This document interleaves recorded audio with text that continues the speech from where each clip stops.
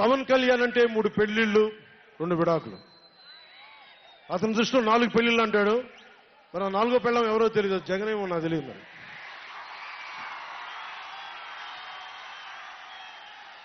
నాకు ఇదే విసుగొస్తుంది. జగన్ లేని 4గో పెళ్ళవుతే నువ్వేరా.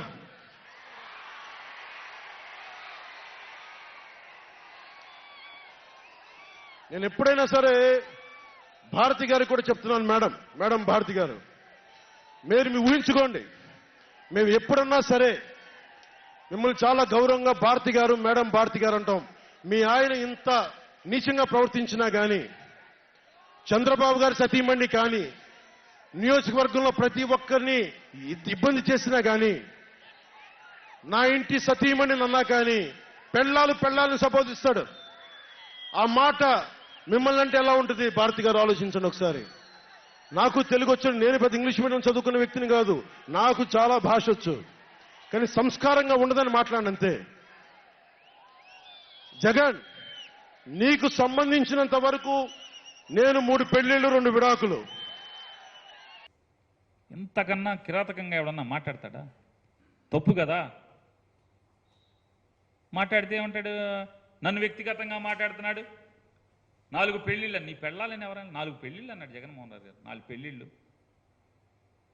పోనీ లెక్క రాలేదేమో, పోనీ లెక్క తప్పు పెట్టాడేమో. నువ్వు చెప్పావుగా 3 పెళ్లిళ్ళు 2 విడాకులని నీ నోటితోనే. ఓకే, సంతోషం. 3 పెళ్లిళ్ళు 2 విడాకులు. 4గో పెళ్ళాం కింద జగన్ రావాలా? నువ్వు రా జగన్ 4గో పెళ్ళాం కింద అని.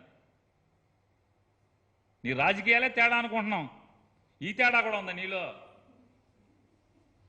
పవన్ కళ్యాణ్, నీ రాజకీయమే తేడా అనుకుంటున్నాం. చెప్పేది ఒకటి, చేసేది ఒకటి.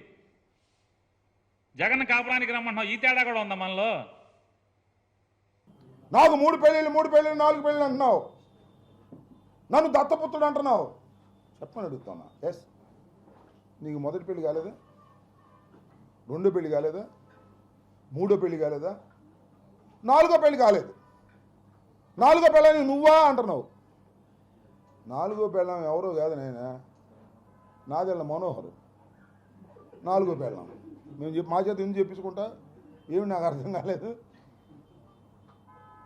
జగన్మోహన్ రెడ్డి పెళ్ళామా? నీకు చంద్రబాబుకి మొగుడు జగన్మోహన్ రెడ్డి గారు గుర్తుపెట్టుకోమని మనం చేస్తున్నా. ఈ పెళ్ళిళ్ళ గురించి ఇటు గురించి అన్నీ కూడా పవన్ కళ్యాణ్ మాట్లాడతాడు.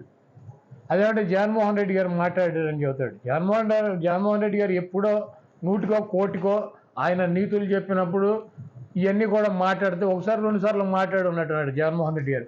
ఈయన రోజు ఇదే చెబుతాడు, నాకు 3 పెళ్ళాలి 4 పెళ్ళాలి, నేను 5వ పెళ్ళం, ఇంకోటి 6వ పెళ్ళం అని చెప్తున్నాడు.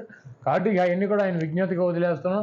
పవన్ కళ్యాణ్ గారు ఒక రాజకీయ పార్టీ పెట్టి ఒక రాజకీయాల్లో పైకి రావాలన్నటువంటి దృక్పథంతో రాజకీయ పార్టీ పెట్టినట్టు కనపట్లేదు. ఆయన చంద్రబాబు నాయుడు గారికి డబ్బా కొట్టి ఈయనకు ఉన్నటువంటి ఓట్ బ్యాంక్ అంతా కూడా చంద్రబాబు నాయుడు ట్రాన్స్ఫర్ చేసి ఆయన గెలిపించాలన్నటువంటి ఉద్దేశంతో మమ్మల్ని రెచ్చగొట్టి ఆయన తిట్లు తిని తద్వారా ఆ కమ్యూనిటీ ఓటును చంద్రబాబు ట్రాన్స్ఫర్ చేయాలని చెప్పి ఒక కుటిలమైనటువంటి ఆలోచనతో పవన్ కళ్యాణ్ పనిచేస్తున్నాడు. ఇవన్నీ పట్టించుకోరు.